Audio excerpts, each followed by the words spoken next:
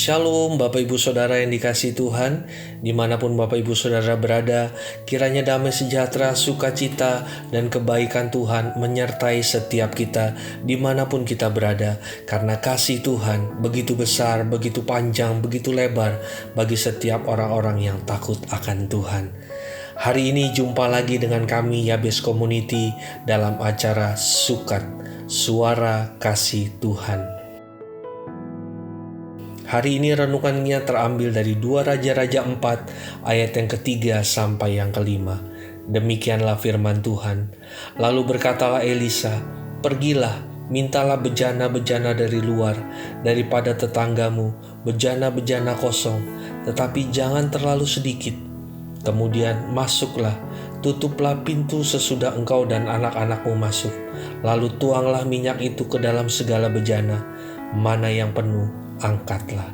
Pergilah perempuan itu daripadanya, ditutupnyalah pintu sesudah ia dan anak-anaknya masuk, dan anak-anaknya mendekatkan bejana-bejana kepadanya, sedang ia terus menuang." Saudaraku, apakah alasan Elisa menyuruh janda itu meminta bejana-bejana dari tetangganya dan selanjutnya menuangkan minyak ke dalam bejana-bejana tersebut? Bukankah Elisa juga bisa melipat gandakan apa yang wanita itu punya, yaitu minyak dan bejana-bejananya? Alasannya adalah untuk membangkitkan dan melatih iman wanita itu agar percaya sepenuhnya kepada kuasa Tuhan. Saudaraku, dibutuhkan iman yang besar untuk melakukan perintah Elisa dan untuk meminta bejana kepada tetangga-tetangganya. Tetangganya pasti akan bertanya, untuk apa bejana tersebut? Dan ia harus menjawab pertanyaan mereka. Jika pelipat gandaan minyak itu gagal, bukankah ia malu kepada tetangganya?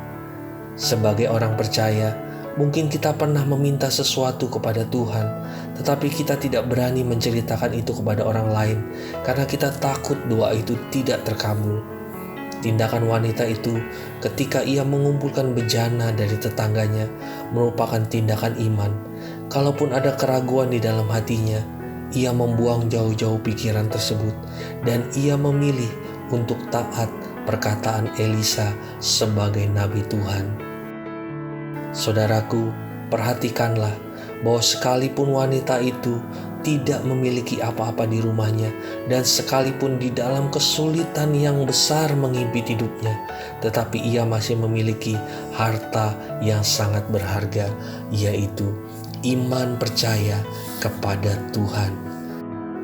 Ada sebuah catatan literatur berkata, seharusnya semakin kita mengenal Tuhan, semakin kita percaya kepadanya. Semakin banyak pengetahuan teologi yang kita dapatkan, semakin kita memiliki iman yang sederhana, sebagaimana iman seorang anak kecil kepada ayahnya.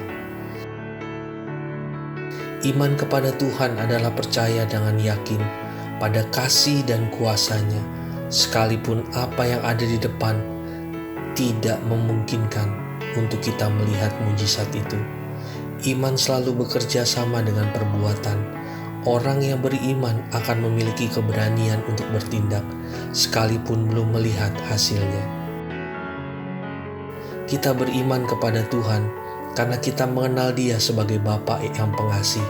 Sekalipun awan gelap kesulitan acap kali menutupi jalan hidup kita, sehingga kita tidak bisa melihat apa yang ada di depan kita.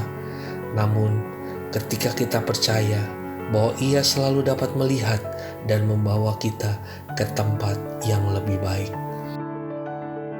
Impian seseorang akan menjadi hancur ketika ia membiarkan ketakutan bertumbuh lebih besar daripada imannya. Saudaraku yang dikasihi Tuhan, kiranya renungan singkat ini bisa memberkati kita semua hari ini. Shalom.